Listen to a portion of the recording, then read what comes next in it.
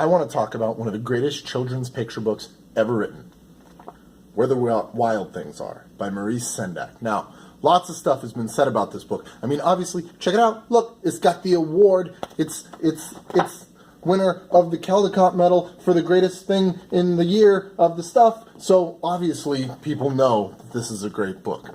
But I want to talk about something that I noticed when I was reading this book to my students today that I had never noticed before. And then I pointed it out, or I didn't point it out, I asked them, and then they noticed it, and then we talked about it, and then our minds went, bah! And it's so cool when that happens with your students, when your minds get blown together. It's super exciting, because I've read this book a lot of times, and I have never noticed this thing that ties directly into the theme, and it says everything about the story without saying anything. It's absolutely incredible.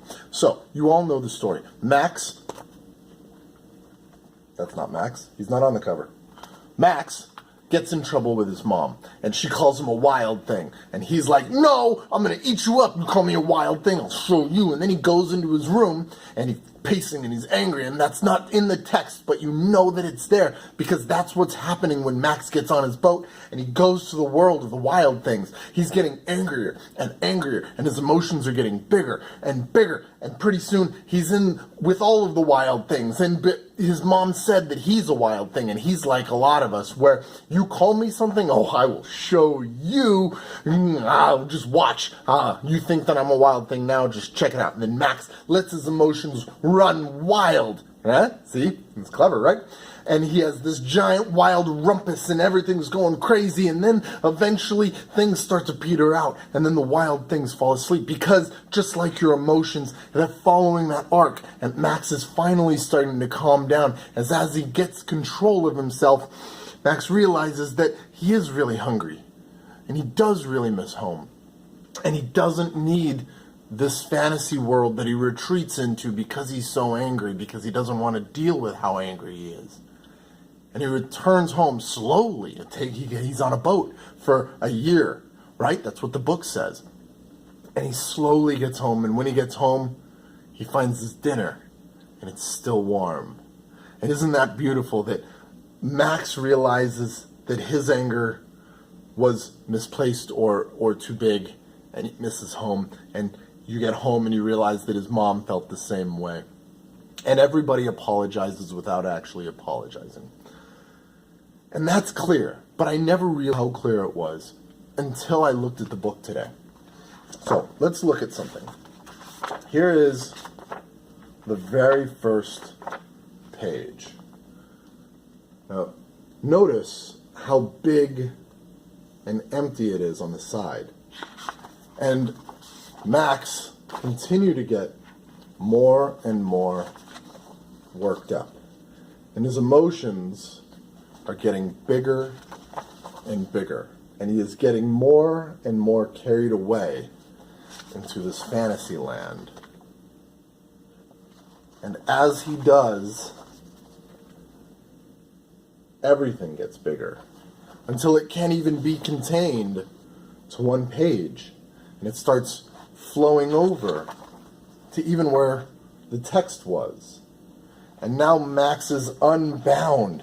And look, now it's so big it can't even be contained to one page. And even now it's getting and bigger.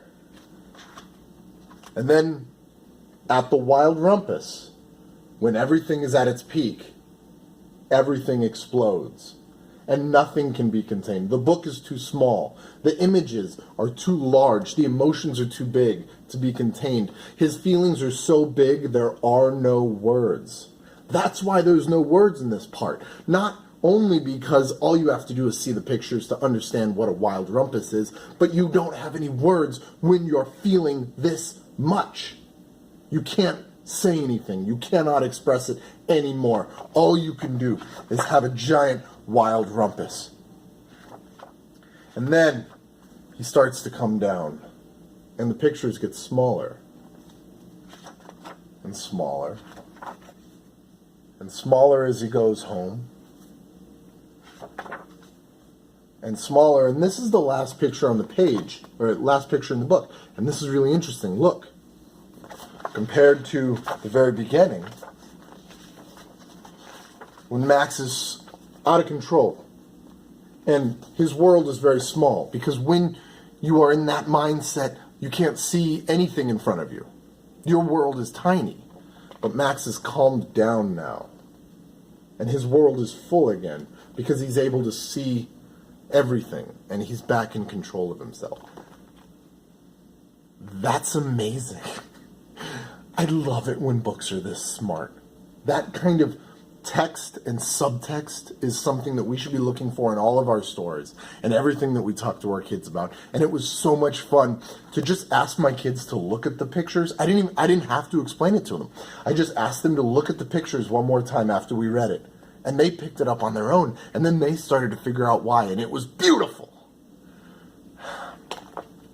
Where the wild things are.